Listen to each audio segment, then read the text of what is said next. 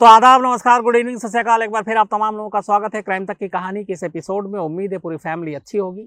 आज थोड़ा मौसम खुशगवार है दिल्ली में। लगातार कल रात को आंधी चली, बारिश हुई, तो थोड़ा सा आज हवा भी अच्छी है और इसीलिए फिर बाहर उसी जगह से आपको कहानी। करीब 46 साल पहले फिल्म आई थी शोले, 1975 में। अगर मैं गलत नहीं हूँ तो 15 अगस्त 1975 को ये फिल्म रिलीज हुई थी।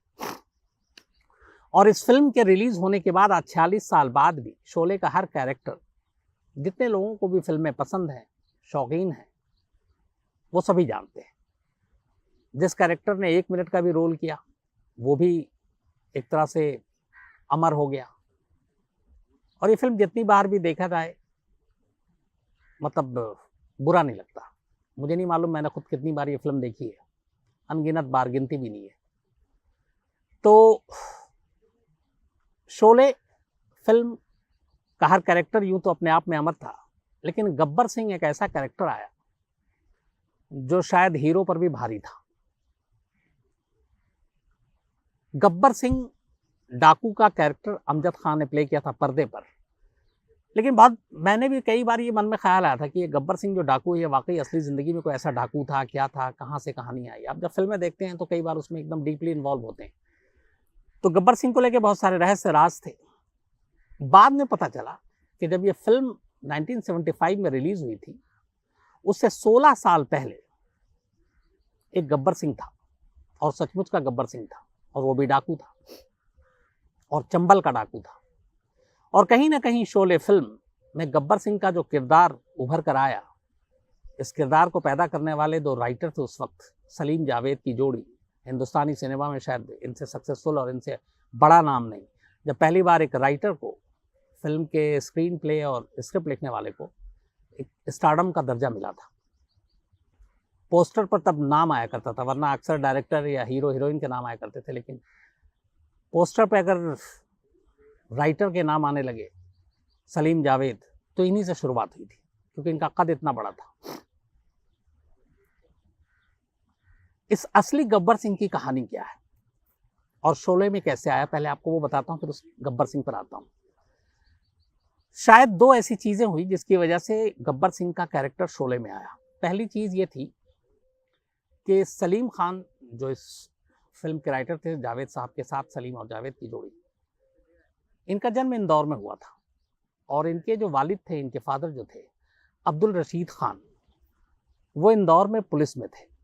सलीम खान की फैमिली अफगानिस्तान से आई थी, और इनके फादर अपने ज़माने में इंदौर में उस वक्त इंडियन इंपीरियल पुलिस में बाकायदा डीआईजी इंदौर थे, और डीआईजी का पद उस वक्त बहुत बड़ा पद था। तो डीआईजी इंदौर रहे अब्दुल रशीद खान, सलीम खान के वालिद, सलमान खान के दादा। तो वो पुलिस फोर्स में, और वो जो दौर था उस वक्त चंबल डाकुओं से भरा पड़ा था। अलग अलग 15-20 गैंग उस वक्त वहां पे एक्टिव थे। बहुत सारे बड़े बड़े डाकू भी हुए थे। हालांकि जब अब्दुल रशीद खान साहब की मौत हुई, तब तक इस गब्बर सिंह जिसकी मैं कहानी सुना रहा हूं, वो उतना बड़ा डाकू नहीं बना था। लेकिन पुलिस परिवार में पलने बढ़ने की वजह से सलीम खान साहब को चंबल के डाकुओं के बारे में काफ़ी जानकारी मिलती थी, कहानियां सुनते थे। तो कहीं ना कहीं जब उन्होंने शोले लिखी तो वो चीज़ें उनके दिमाग में थी। तो पहली चीज़, बहुत सारे लोग कहते हैं वो कैरेक्टर वहां से आया। दूसरी चीज़, शोले में जया भादुड़ी जी भी थी और उनका रोल था। उनके जो पिता हैं तरुण कुमार भादुड़ी, जया भादुड़ी के, वो एक जर्नलिस्ट थे, और उन्होंने जर्नलिज्म किया, फिर बाद में किताब लिखी। चंबल में जब डाकुओं का ये सारा सिलसिला चल रहा था उस वक्त, तो कहते हैं कि तरुण कुमार भादुड़ी ने बहुत डिटेल में, इन डेप्थ में जाकर किताब लिखी, और डाकुओं के ऊपर किताब लिखी। और एक किताब में उन्होंने गब्बर सिंह का भी जिक्र किया। बहुत करीब से देखा था गब्बर सिंह को उठते हुए, गब्बर सिंह के नाम को, गब्बर सिंह के एनकाउंटर को। तो कहते हैं कि गब्बर सिंह के ऊपर जब उन्होंने किताब लिखी, और चूंकि उस वक्त जया भादुड़ी शोले फिल्म में काम भी कर रही थी, तो उस किताब से भी गब्बर के कैरेक्टर को लेकर काफ़ी मदद मिली फिल्म बनाने में। और तरुण कुमार भादुड़ी की इस जानकारी का भी शोले फिल्म में भरपूर फायदा उठाया गया। तो 2 चीज़ें थी, सलीम खान साहब के वालिद का पुलिस में होना, चंबल की कहानियां सुनना, जया भादरी के पिता तरुण कुमार भादरी का चंबल के ऊपर किताब लिखना, उसमें गब्बर की कहानी लिखना। जब ये फिल्म फ्लोर पे गई तो इन चीज़ों ने कहीं ना कहीं इस गब्बर के कैरेक्टर को उभारने में मदद की।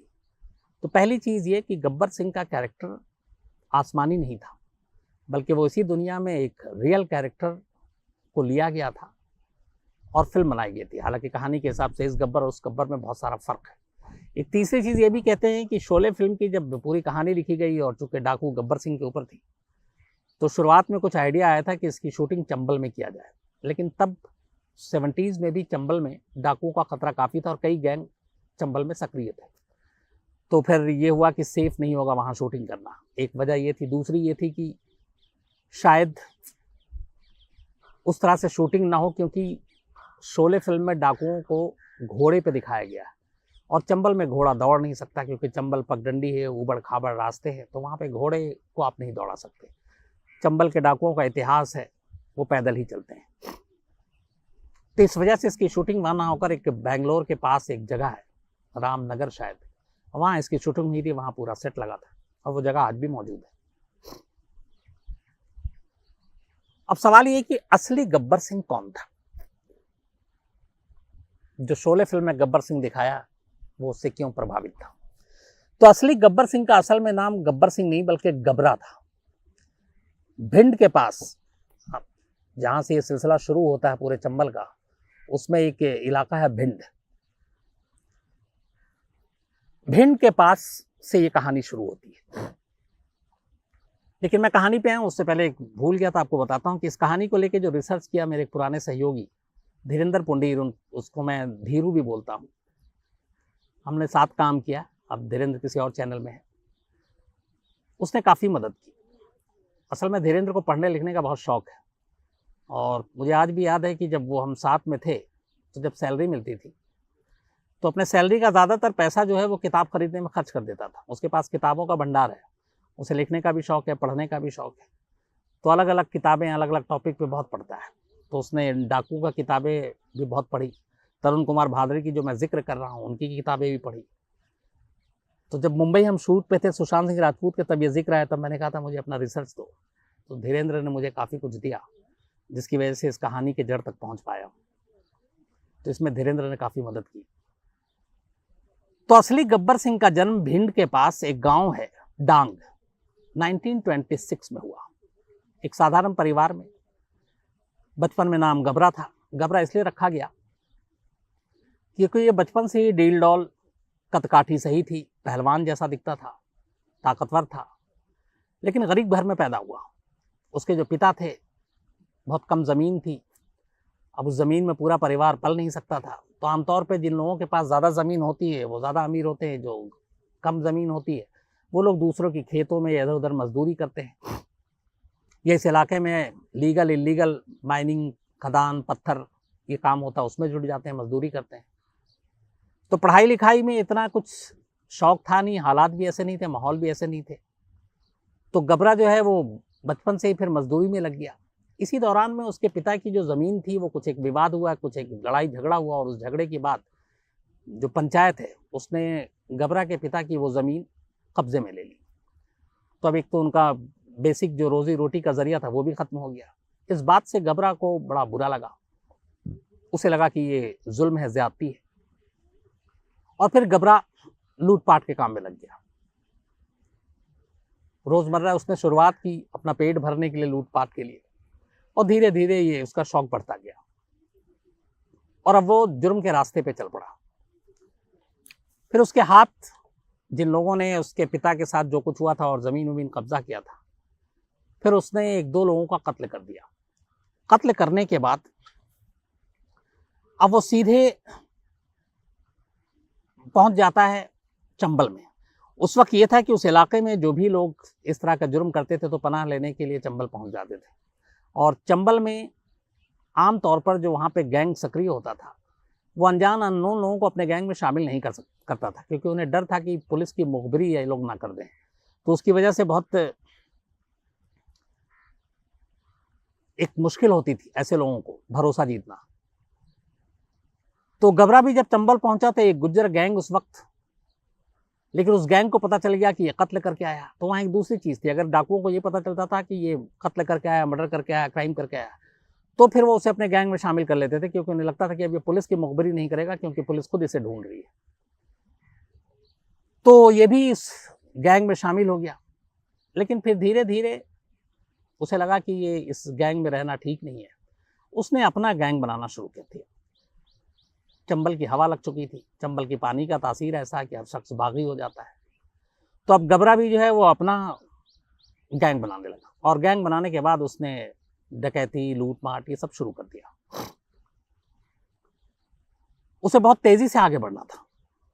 1926 में वो पैदा ही हुआ था, और उसके बाद मतलब करीब 18-20 साल की उम्र में वो चंबल पहुंच चुका था। और फिर धीरे धीरे उसने अपने गैंग को बड़ा करना शुरू किया। इसके बाद लूट मार डकैती का सिलसिला शुरू हुआ। लेकिन तब तक गबरा का नाम गब्बर नहीं पड़ा था। उसके नाम जो पड़ा और उसका जो खूंखार दौर आया, कहते हैं कि एक बार गबरा एक तांत्रिक के पास गया, और तांत्रिक ने उसे ये कहा कि अगर तुम अपनी कुल देवी को 116 लोगों के नाक और कान काट कर चढ़ाओगे, भेंट करोगे, तो कभी तुम्हारा इनकाउंटर नहीं होगा और कभी तुम्हें पुलिस पकड़ेगी नहीं। ये बात चूंकि गबरा के बारे में ये था कि अंधविश्वास बहुत था, उसने इस बात को सच्चाई में ले ली, और उस तांत्रिक के कहने पर अब उसने अपने दुश्मनों को जो है वो मारता था, साथ में उनके नाक काट लेता या कान काट लेता। कई ऐसे मुठभेड़ पुलिस के साथ हुई, उसकी मुठभेड़, उसमें कई पुलिस वालों के उसने नाक काट लिए। यहाँ से अब गबरा की पहचान एक गब्बर सिंह के तौर पर, एक खूंखार, एक इस तरह के डाकू के तौर पर होने लगी। इसके बाद उसका सिलसिला जारी था। लेकिन पहली बार कहते हैं कि गबरा ने उस तांत्रिक के कहने पे 100 से ज्यादा लोगों के नाक और कान काट लिए थे। और ये बात धीरे धीरे अब यूपी, राजस्थान, मध्य प्रदेश, जो पूरा चंबल का बेल्ट लगता है, वहां तक पहुंचने लगी, और अब गबरा के बारे में जिक्र होने लगा, और गबरा अब गब्बर सिंह बन चुका था। लेकिन उसका सबसे खौफनाक काम अभी बाकी था। जब गबरा गब्बर सिंह बना, तो उसकी सबसे ये थी कि अगर कोई भी पुलिस की मुखबिरी करता और उसे जरा सा शक भी हो, यकीन दूर की बात है, तो उसे सीधे मार देता था। गब्बर सिंह का खौफ इतना था कि उस पूरे इलाके में कोई भी मुखबिरी करने की हिम्मत नहीं करता था, क्योंकि सबको पता था कि मुखबिरी की बात पता चलते ही वो मार दिया जाएगा। पुलिस ने भी इधर गब्बर सिंह को पकड़ने के कई रास्ते अलग अलग निकाले, लेकिन वो हो नहीं रहा था। फिर उन्होंने छोटे छोटे बच्चों को, क्योंकि डाकू जो होते हैं वो अनाज के लिए या बाकी चीज़ों के लिए जब निकलते हैं अपने गैंग के साथ, तो कई बार गांव में जाके रुकते हैं। ये शुरुआत से एक परंपरा रही है चंबल की। कई बार बारिश और ये सारी चीज़ों में भी उनको इधर उधर जाके पनाह लेनी पड़ती है, किसी शादी ब्याह फंक्शन में भी वो जाते हैं भेस बदल कर। तो गांव के लोगों को पता होता है, लेकिन मुखबिरी कोई नहीं करता। तो कुछ पुलिस वालों ने कुछ बच्चों को अपना मुखबिर बनाने की कोशिश की, और ऐसे ही एक इंसिडेंट में जो विकासखंड, गोहद विकासखंड में था, गब्बर सिंह को पता चला कि कुछ बच्चे जो है वो पुलिस के लिए काम कर रहे हैं। बस इतना उसको सुनना था। वो गोहद विकासखंड पहुंचता है, और कहते हैं एक ही दिन में शक के बिना पर 21 बच्चों को वो गोली मार देता है। 21। ये बात खबर आती है, मीडिया में आती है, अखबारों में आती है, और पूरे देश में इससे हड़कंप मच जाता है। तब प्रधानमंत्री जवाहरलाल नेहरू थे, और नेहरू जी को चाचा के तौर पर सारे बच्चे याद करते हैं। कहते हैं कि इस हादसे ने नेहरू जी को भी बड़ा बेचैन कर दिया, और तब पहली बार उन्होंने कहा कि ये कौन है गब्बर सिंह, और इसका काम जल्दी खत्म होना चाहिए जो इस तरह की हरकत की है। और इस हत्याकांड, खुद पुलिस वालों के कई बार उसने मारा, उनके नाक काट लिए, इन सारी चीजों से बड़ी बदनामी भी हो रही थी पुलिस की। तब उस वक्त जो मध्य प्रदेश के मुख्यमंत्री थे वो काटजू, कैलाश नाथ काटजू मध्य प्रदेश के मुख्यमंत्री थे। उनके ऊपर बड़ा प्रेशर और दबाव आ गया, क्योंकि गब्बर सिंह के इस हत्याकांड, पुलिस वालों पे हमला, पुलिस वालों के नाक काटना, लोगों में दहशत, और कई ऐसे जगह जहां पे लोग डर के जाना छोड़ चुके थे सिर्फ गब्बर सिंह की वजह से। मछौरी, भाकर, चमौदी, चिनास, ये सारे वो इलाके थे मध्य प्रदेश के जहां पे गब्बर सिंह ने कहर ढाया था। और इसके अलावा राजस्थान, यूपी और एमपी, इन तीनों इलाकों में अलग अलग जगहों पे तो अब कैलाश नाथ काटजू के ऊपर भी दबाव था कि वो गब्बर सिंह को रोके। और इस हत्याकांड के बाद अब जवाहरलाल नेहरू ने खुद इंटरेस्ट लिया और उन्होंने मुख्यमंत्री से बात की और कहा कि इसको रोकना होगा। कहते हैं कि तब मुख्यमंत्री काटजू बहुत दबाव में आए और उन्होंने एक स्पेशल टास्क फोर्स बनाई खासतौर पर गब्बर सिंह को पकड़ने के लिए। और कहते हैं कि उस दौरान में जब भी मुख्यमंत्री पुलिस अफसर से मिलते, स्पेशल टास्क फोर्स के लोगों से मिलते, तो एक ही सवाल पूछते और एक ही चीज कहते कि मुझे गब्बर चाहिए, जिंदा या मुर्दा। ये मुख्यमंत्री काटजू की लाइन थी कि मुझे गब्बर चाहिए जिंदा या मुर्दा। ये जया भादुड़ी के पिता तरुण कुमार भादुड़ी ने अपनी किताब में लिखी ये लाइन, और इस लाइन का कहते हैं कि फिल्म में भी इस्तेमाल जो हुआ, ये रियल असल में शब्द थे कि मुझे गब्बर चाहिए। और ये मध्य प्रदेश के उस वक्त के मुख्यमंत्री कैलाश नाथ काटजू की लाइन थे जब वो पुलिस वालों से कहते थे कि किसी भी तरह से गब्बर चाहिए, जिंदा या मुर्दा। अब इसके बाद एक टीम बनाई जाती है, लेकिन इस टीम से पहले जब ये कांड हुआ उसके बाद गब्बर सिंह चंबल और इन 3 राज्यों से निकलकर पूरे देश में एक तरह से उसका नाम हो गया था। उसकी वजह ये थी कि इसके बाद गब्बर सिंह के ऊपर इनाम रखा गया जिंदा या मुर्दा पकड़ने के लिए 50,000 रुपए। और उस दौर में कहते हैं कि हिंदुस्तान में इससे बड़ा इनाम किसी और के ऊपर कभी रखा नहीं गया था। ये अपने आप में एक रिकॉर्ड था। 50,000 रुपये मध्य प्रदेश ने इनाम रखे गब्बर सिंह की गिरफ्तारी पर, जिंदा या मुर्दा। ये सबसे बड़ी रकम थी। इसके कुछ दिनों के बाद राजस्थान ने भी 50,000 रुपये का इनाम रख दिया गब्बर सिंह पर, क्योंकि उसके भी सीमा से लगते हुए कई जगहों पे काम कर दिया था। यूपी ने रखे करीब 10,000 रुपये, तो 1,10,000 रुपये हो गए थे। और उस जमाने में 50,000 किसी डाकू के ऊपर इनाम, वो अपने बड़ी बात थी। तो 50,000 रुपये सर पर गब्बर सिंह के इनाम। और शोले में भी आपने डायलॉग सुना होगा, वो कालिया और बाकी लोगों से जब बातचीत होती है। तो अब एक स्पेशल टास्क फोर्स बनाई जाती है और अब पुलिस की टीम लग जाती है गब्बर सिंह को पकड़ने के लिए। लेकिन मुश्किल ये थी कि कोई भी गब्बर के बारे में खबर या मुखबरी करने को तैयार नहीं था। उसकी वजह ये थी कि उन्हें मालूम था कि अगर गब्बर सिंह के बारे में मुखबरी करेंगे तो फिर गब्बर सिंह को पता चल गया तो सीधे सीधे वो उसे मार डालेगा, और इसीलिए कोई भी कर नहीं रहा था। इस दौरान में जो ये पूरी टीम बनाई गई गब्बर को पकड़ने के लिए, उसमें एक डीएसपी थे उस वक्त, मिस्टर मोदी। उनका एग्जैक्ट नाम जो है वो मैं आपको, हालांकि इस टीम में कई लोग थे बट एक इसमें थे मिस्टर मोदी, और उनको दिया गया ये जिम्मेदारी कि आप गब्बर सिंह को पकड़ो, राजेंद्र प्रसाद मोदी। अब राजेंद्र प्रसाद मोदी लग गए गब्बर सिंह को पकड़ने के लिए। कहते हैं कि 2-3 साल बीत गए, गब्बर की कभी खबर मिलती कभी नहीं मिलती। गांव वाले खबर देते तो बड़े डरे डरे, लेकिन वो खबर गलत निकलती। इसी दौरान में एक बार भिंड के पास एक गांव में आग लग गई। उस आग में घर के कुछ लोग फंस गए, बड़े लोग तो निकल आए, एक बच्चा अंदर फंस गया। डीएसपी जो मोदी थे, राजेंद्र प्रसाद मोदी, ये वहीं पे डेरा डाले हुए थे। उन्हें इस आग के बारे में खबर मिली, वो भागकर गांव में पहुंचे और अपनी जान खतरे में डालकर वो उस आग लगी हुई घर के अंदर घुसते हैं और उस बच्चे को जिंदा बाहर निकाल लेते हैं। जब वो उसको बाहर निकाल कर लेकर आते हैं तो पूरा गांव, जो राजेंद्र प्रसाद मोदी थे, उनका भक्त हो जाता है, उनकी बहादुरी का कायल हो जाता है। और यहीं पे चीज़ें बदलती हैं। अब उन्हें लगता है कि ये पुलिस अफसर हम लोगों की मदद के लिए, हमारे बच्चे की जान बचाई है, तो इसकी मदद करनी चाहिए। तो फिर बदले में मोदी कहते हैं कि अगर आप में से किसी को गब्बर सिंह की खबर हो बताना, ये बात लीक नहीं होगी। और इसके बाद ये सिलसिला चलता रहता, गांव वाले वादा करते हैं। धीरे धीरे वक्त बीतता है। अब इसके बाद उस वक्त जो आईजी रेंज के अफसर थे मध्य प्रदेश के एफ रुस्तम जी,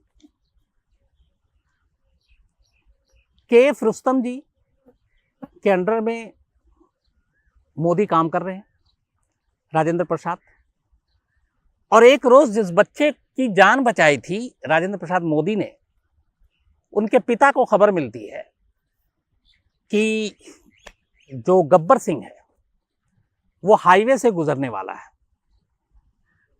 और वो तारीख थी 13 नवंबर 1959, 13 नवंबर 1959। खबर पुख्ता थी, पूरी टीम जाकर वहां पे जुट जाती है, लग जाती है, और खुद जो इसके इंचार्ज थे रुस्तम जी, वो वहां पहुंच जाते हैं। इसके बाद तय वक्त पे गब्बर सिंह वहां से गुजरता है, पुलिस चारों तरफ से घेर लेती, अब दोनों तरफ से गोलीबारी शुरू हो जाती है। एनकाउंटर अब गब्बर सिंह और पुलिस के बीच में जारी था। कहते हैं कि इस एनकाउंटर को पहली बार चंबल के आसपास जहां पे ये हो रहा था, लोग, एक रेलवे ट्रैक था, वहां पे ट्रेन लगी हुई थी, उस ट्रेन के छत पर खड़े हो गए, कुछ लोग अलग अलग जगहों पे खड़े हो गए, हाईवे से जो बस गुजर रही थी, लोग बस की छत पे खड़े हो गए, और सारे लोग दूर से इस एनकाउंटर को लाइव देख रहे थे। 13 नवंबर 1959 की बात बता रहा हूँ। कई घंटे एनकाउंटर चला, दोनों तरफ से गोलियां चलती रही, और आखिरकार पुलिस ने 2 ग्रेनेड फेंके, जहां पे उन्हें मालूम था कि गब्बर सिंह अपने गैंग के साथ एक ओट में छुपा हुआ है। उनमें से एक ग्रेनेड सीधे जाकर गब्बर सिंह के पास फटता है और गब्बर सिंह का पूरा जबड़ा उड़ जाता है। इसके बाद पुलिस का एनकाउंटर चलता रहता है, उसके जितने साथी थे करीब 9 लोग वहीं पे मारे जाते हैं, और आखिर में फिर ये एनकाउंटर खत्म होता है, और इसके बाद शिनाख्त होती है, पता चलता है कि ये गब्बर सिंह है, और उसकी एक तस्वीर है जिसमें उसका जबड़ा जो है वो उड़ा हुआ है, वो तस्वीर खींची जाती है। 13 नवंबर की बात थी। 14 नवंबर को पंडित जवाहरलाल नेहरू का बर्थडे था। एनकाउंटर होते होते रात हो गई, 12 बज चुका, अब 14 नवंबर की तारीख आ गई। कहते हैं कि सबसे पहले नेहरू जी को यह खबर रुस्तम जी ने दी, KF रुस्तम जी ने। उन्होंने नेहरू जी को फोन किया और कहा कि गब्बर मारा गया है और ये आपका बर्थडे गिफ्ट है। ये बाकायदा लिखा हुआ है। इसकी वजह यह है कि KF रुस्तम जी जो थे उस वक्त, उनको डायरी लिखने का बड़ा शौक था। हर इंसिडेंट, हर घटना के बाद वो डायरी लिखा करते थे, और ये सारी डायरी में चीज़ें लिखते थे वो। इस एनकाउंटर की भी उन्होंने सारी चीज़ें डिटेलिंग में लिखी थी। बाद में इस डायरी पर एक किताब लिखी गई, और ये किताब लिखी थी एक IPS अफसर थे, PV राजगोपाल। तो उन्होंने रुस्तम जी से इजाज़त ली कि आपकी इस डायरी पे मैं लिखना चाहता हूँ, तो उन्होंने इजाज़त दी, और वो फिर एक किताब लिखी गई जिसका नाम था the British, the bandits and the borderman. The British, the bandits and the borderman. ये किताब दरअसल जो रुस्तम जी थे उनकी डायरी का हिस्सा है, और इसी किताब में ये सारी चीज़ें मेंशन है, और उसमें ये भी है कि कैसे उन्होंने पहली बार फ़ोन किया और गब्बर सिंह के बारे में बताया नेहरू जी को। वो नेहरू जी के सुरक्षा में भी पहले रहे थे रुस्तम जी, और फिर उन्होंने उन्हें खबर दी कि इस तरीके से वो मारा गया, और ये आपके बर्थडे का एक गिफ्ट है। तो करीब 13 नवंबर 1959 को इस असली गब्बर सिंह की मौत हुई एनकाउंटर में, और इसके 16 साल बाद 1975 में शोले फिल्म आई जिसमें एक नया गब्बर सिंह था, जिसको अमजद खान ने रोल प्ले किया था। तो ये कि गब्बर सिंह का रोल एक काल्पनिक था और सिर्फ सलीम जावेद जी के दिमाग की उपज थी। बहुत सारे लोगों के मन में, मेरे जैसे भी, ये सवाल था कि वाकई कभी कोई गब्बर सिंह रहा कि नहीं रहा। तो असलियत में है कि इस दुनिया में, बल्कि अपने देश में, एक गब्बर सिंह था। हालांकि उसका नाम गबरा था, लेकिन गबरा से फिर वो गब्बर सिंह बना, और ये नाम पूरे भिंड और उस आसपास में हर जगह पे लोग जानते थे। यहाँ तक कि गब्बर सिंह की मौत के बाद कई सालों तक पुलिस वाले तब भी गब्बर सिंह का नाम लेते थे। उसका खौफ, उसकी दहशत इतनी थी। उसकी दहशत की वजह ये थी कि एक तांत्रिक के कहने पे जो उसने नाक और कान काटने शुरू किए थे, उसकी वजह से लोगों में ज़्यादा दहशत थी। उस वक्त लोग, मतलब ये आलम था कि उस इलाके में किसी का अगर नाक कटा हुआ और गुजर रहा है या एक कान नहीं है, तो लोग मान लेते थे और ये सीधे कहना शुरू कर देते कि ये गब्बर सिंह का शिकार हुआ है। तो गब्बर सिंह की दहशत इस तरीके से फैली। चंबल में कोई और डाकू इस तरीके से उसने ऐसा कोई काम नहीं किया जो गब्बर सिंह ने किया, क्योंकि वो एक तरह से नाक और कान काट करके निशानी छोड़ देता था कि ये मेरा शिकार है, मेरे हाथ से ये शिकार हुआ है। और इन चीज़ों ने लोगों के अंदर उसकी दहशत ज़्यादा फैलाई थी, यहाँ तक कि पुलिस फोर्स में भी, क्योंकि बहुत सारे ऐसे पुलिस वाले थे जिनको उसने नहीं छोड़ा, और पुलिस वालों के भी नाक और कान काटे थे। और यही वजह है कि पूरी पुलिस की टीम स्पेशल बनाई गई, और ये कहा गया कि इसको किसी तरीके से पकड़ना है, जिंदा या मुर्दा। देश के प्रधानमंत्री तक को इस मामले में कूदना पड़ा। मुख्यमंत्री की कुर्सी इस डाकू की वजह से खतरे में थी, और वो जब भी पुलिस वालों से मिलते यही बात करते कि मुझे गब्बर चाहिए, जिंदा और मुर्दा। और यही शायद संजीव कुमार ने फिल्म में ये डायलॉग में भी बोला है। तो कहीं ना कहीं बहुत सारी चीज़ें शोले में जो थी उस फिल्म में, इस गब्बर सिंह को सामने रखकर भी किया गया था। और उसकी वजह ये थी कि चूंकि इसके लेखक राइटर ही थे सलीम खान और जावेद साहब, तो और सलीम खान इस इलाके के बारे में जानते थे, डाकुओं के बारे में जानते, तो कहीं ना कहीं उन्होंने गब्बर सिंह की पूरी कहानी सुनी भी थी। तो ये थी असली गब्बर सिंह की कहानी। मुझे उम्मीद है आपको कहानी पसंद आई होगी। इस बारे में और कोई ज़्यादा जानकारी हो तो ज़रूर बताइएगा।